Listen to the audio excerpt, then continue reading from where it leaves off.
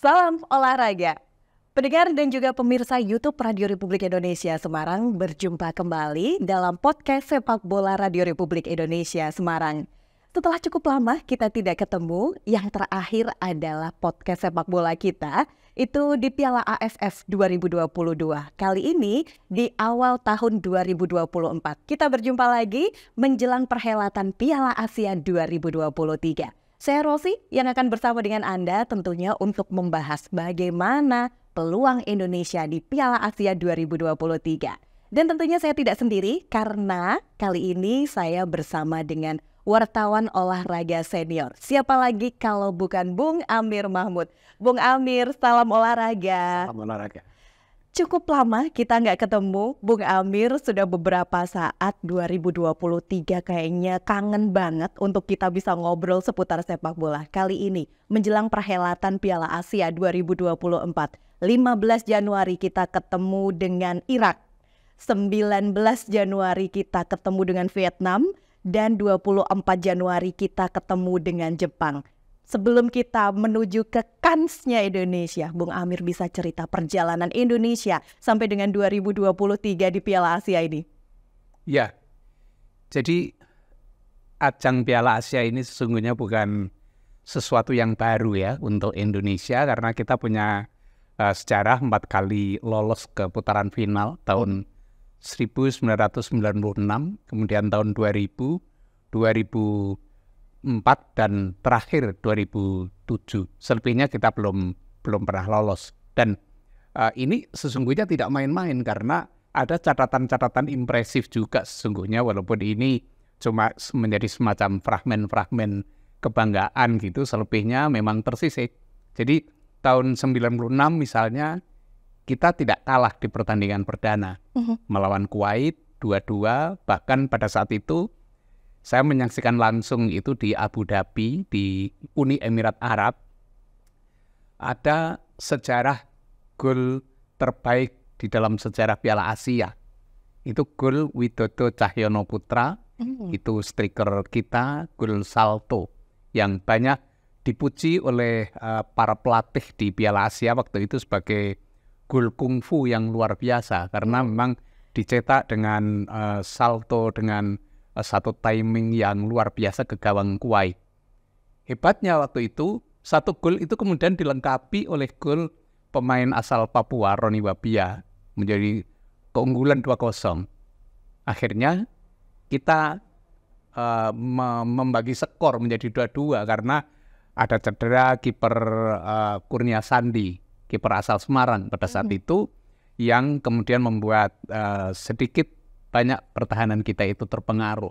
Skor 2-2, dan ini adalah saya kira catatan menarik bahwa kita tidak pernah kalah di pertandingan perdana sepanjang mengikuti Piala Asia. Karena tahun 2000 kita juga kembali bertemu Kuwait di pertandingan pertama. Wah. Waktu itu kita banyak tertolong oleh kehebatan kiper Hendro Kartiko yang bahkan kemudian menjadi man of the match di dalam laga tersebut.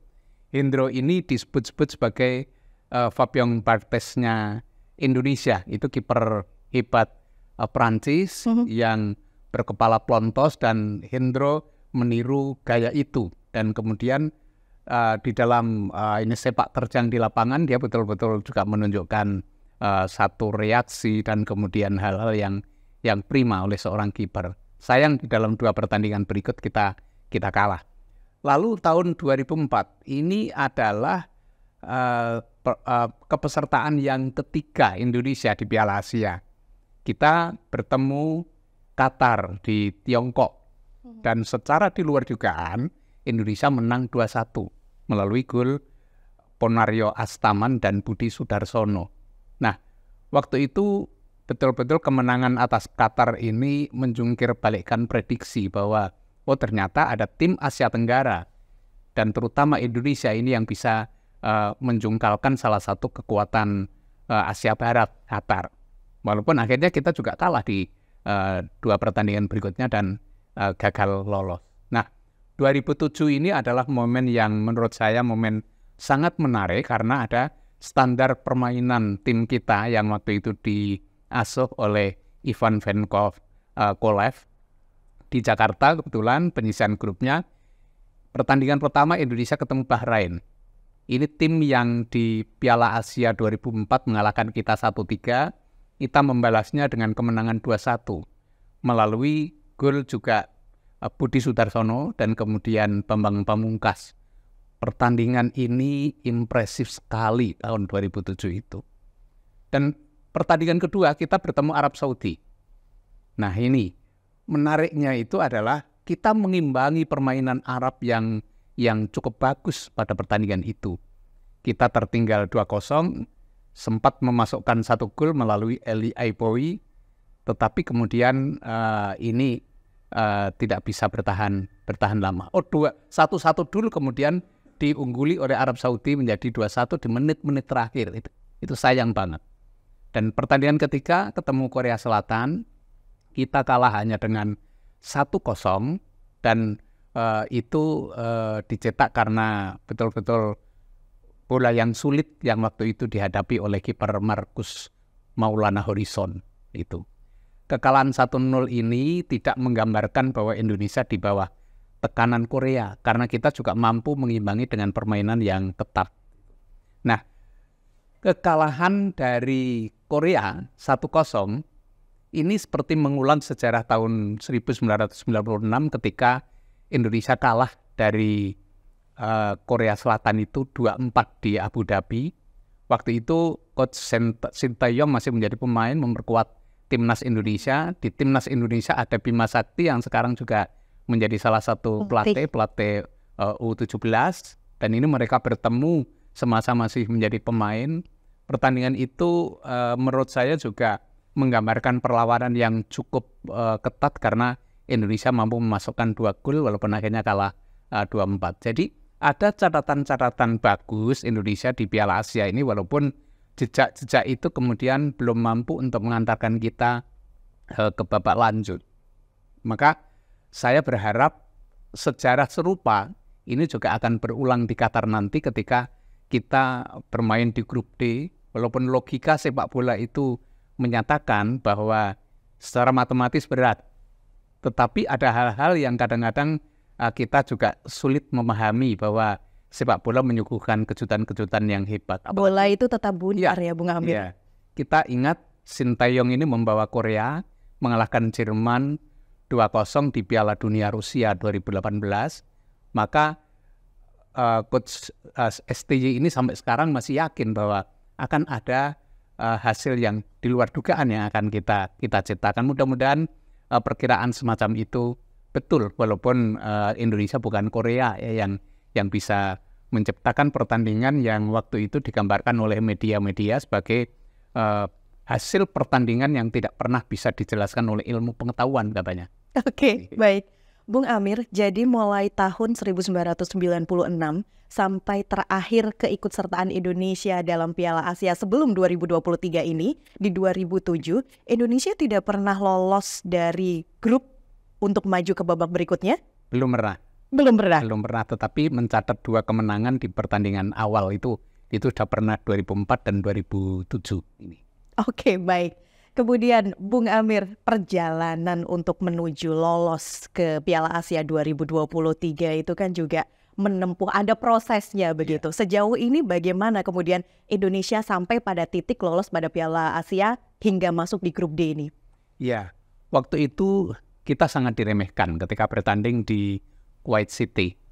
Karena kita ketemu tuan rumah ya, Kuwait dan kemudian Yordania yang kita tahu bahwa level permainan maupun level ranking FIFA-nya itu memang jauh lebih dari kita. Sekarang kita ada di posisi berapa, Bung Amir? Kita di 147 ranking FIFA ini. 147. Ini setelah ada 3 uji coba ya. 3 uji coba melawan Libya 2 kali kita kalah dan melawan Iran juga kita kalah.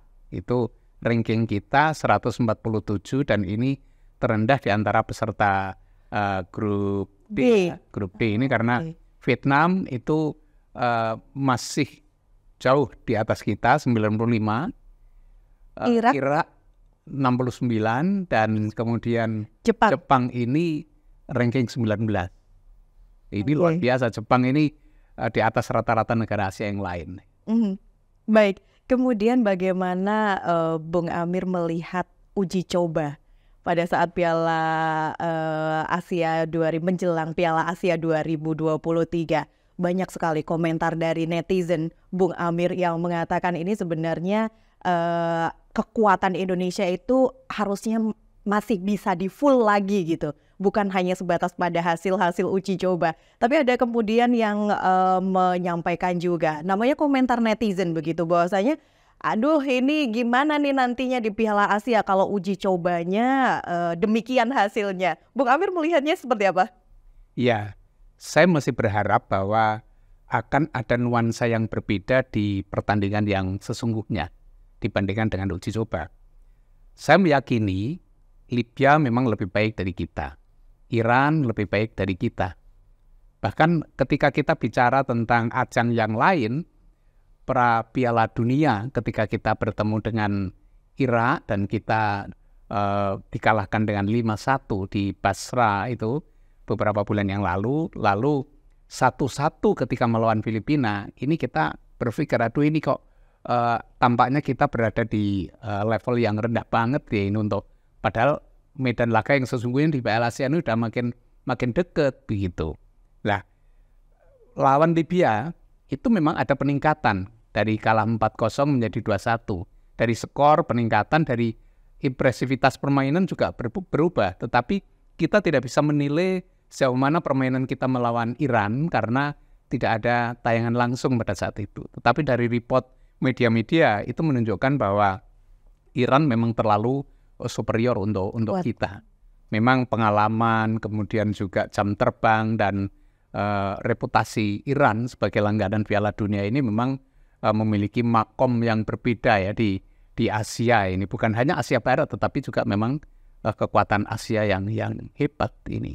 Kita sadar itu dan kita tinggal menunggu nanti bagaimana tanggal 15 ini melawan Irak. Kita sudah mencoba untuk menghadapi lawan-lawan yang berkarakter Asia Barat dengan Libya, dengan Iran. Walaupun Libya ini adalah tim Afrika, tetapi tidak-tidaknya pola karakter itu hampir mirip dengan tim-tim dari kawasan Timur Tengah ini. Oke, baik.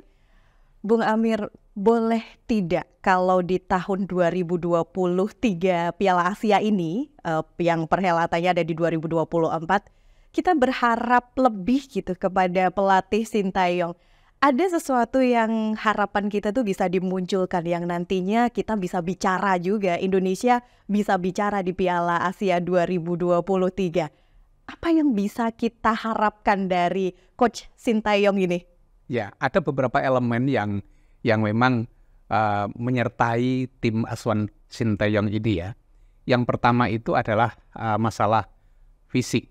Kemudian yang kedua, konfidensi atau kepercayaan diri. Dan yang ketiga adalah fasilitasi. Fasilitasi ini dilakukan oleh otoritas sepak bola kita dengan memberikan keleluasaan, keinginan Sintayong ini untuk bisa direalisasi, terutama di dalam naturalisasi pemain. Yang nanti kita bisa membahas ini lain waktu, tetapi saya meyakini bahwa ada kekuatan yang seharusnya menjadi bertambah, menjadi berubah dibandingkan dengan nanti kalau kita tidak memanfaatkan naturalisasi ini. Kemudian secara fisik yang dilakukan oleh Coach Sin ini adalah juga bagaimana pola makan, bagaimana pola hidup pemain, dan kemudian cara latihan fisik ini juga dibentuk secara khusus. Karena yang dibentuk oleh pelatih ini, pelatih asal Korea ini adalah kultur pemain bola profesional. Itu yang kadang-kadang masih belum sepenuhnya dilaksanakan oleh pemain. Kita berharap ada keseriusan ini, karena kemarin misalnya skandal mie instan itu ya, yang sewaktu ini TC di Antalya, Turki, ini juga menggambarkan bahwa ada kecenderungan keinginan untuk melanggar dengan mencuri-curi peluang begitu. Ini kurang bagus. Kalau konfidensi itu tampaknya betul-betul ditanamkan. Kita tahu karakter sepak bola Korea itu seperti apa. Karakter yang kita yakini force begitu ya, dan tampaknya ini mulai ditanamkan Sintayong, yang sayangnya apa yang dia dapatkan dan kemudian dia transformasikan ke tim nasional kita selama ini, itu baru pada tingkat kualitatif, belum pada hal-hal yang bersifat kuantitatif. Padahal masyarakat juga mengharapkan hal-hal kuantitatif itu bisa hadir. Misalnya trofi dari kejuaraan ini, bisa menempati ini ya, misalnya runner up dengan permainan yang bagus di turnamen ini, itu belum ada sama sekali. Ini yang kadang-kadang mengganggu netizen itu untuk mulai mempertimbangkan kenapa ini masih dipertahankan gitu. Tapi tentu ada pertimbangan-pertimbangan dari PSSI mengapa sampai sejauh ini Sintayong ini masih belum di dalam semacam ultimatum untuk dipecat atau bagaimana ini. Kalau pendapat dari Bung Amir sendiri, masih layak Sintayong itu dipertahankan? Masih ada dua kesempatan ya menurut saya ya. Coba di Piala Asia ini bagaimana? Kita tidak bisa mengukur dari ini ya, kejuaraan tidak mungkin kita, level kita tidak ke situ. Tetapi bagaimana kualitas penampilan kita, itu syarat utama. Kemudian yang kedua nanti di pra Piala Dunia bagaimana? Apakah kita bisa lolos ke babak ketiga kualifikasi ini setelah sebelumnya kita hanya menahan Filipina 1-1 dan kalah dari Irak 1-5. Kalau ada perbaikan dari performa itu, saya yakin Coach Shin ini masih akan dipertahankan. Tetapi kalau tidak, kemungkinan juga ini akan membuat PSSI berpikir lain. Tetapi kita harus hati-hati juga. Luis Milla itu seperti apa kurangnya bagi kita? Itu membentuk permainan dan tampak berkarakter betul waktu itu. Nah, kemudian kita jangan sampai pada kesimpulan akhir bahwa diasuh oleh pelatih yang sehebat apapun, pelatih yang bereputasi dunia apapun, tetapi selama itu adalah timnas Indonesia, itu tidak akan ada perubahan. Jangan sampai ada anggapan semacam itu. Baik, yang terakhir Bung Amir, sebelum nanti kita tutup dengan saya juga ajak untuk pendengar dan juga pemirsa menebak skor. Saya tanya Bung Amir dulu deh, tebak skor nanti 15 Januari 2024. Indonesia melawan Irak. Berapa skornya? Saya tidak menebak, tetapi saya berharap Indonesia mampu memasukkan gol dan tidak kalah. Seri pun tidak masalah. Kemenangan mungkin terlalu muluk ya, tetapi seri sudah merupakan kemenangan yang luar biasa. Berapapun harapannya Indonesia bisa memasukkan gol. Iya. Ke Irak. Gitu. Jangan kalah ya, Bung Amir. Oke. Kalau Anda bagaimana pendengar dan juga pemirsa YouTube RRI, boleh langsung aja silakan ada di komentar YouTube ya untuk bisa menebak berapa skor nantinya Indonesia melawan Irak pada pertandingan yang pertama di grup D Piala Asia 2023. Silakan, nanti ada sesuatu yang menarik, ada hadiah yang menarik untuk Anda. Jadi pastikan Anda untuk menyaksikan YouTube Radio Republik Indonesia Semarang di podcast sepak bola Piala Asia 2023. Bung Amir, terima kasih untuk waktunya. Kali ini kita berbincang, tapi next kita akan berbincang lagi. Tadi Bung Amir sudah spill sedikit ya, kalau nanti kita bicara tentang naturalisasi juga. Pastikan Anda tetap bersama dengan kami. Terima kasih Bung Amir, salam olahraga.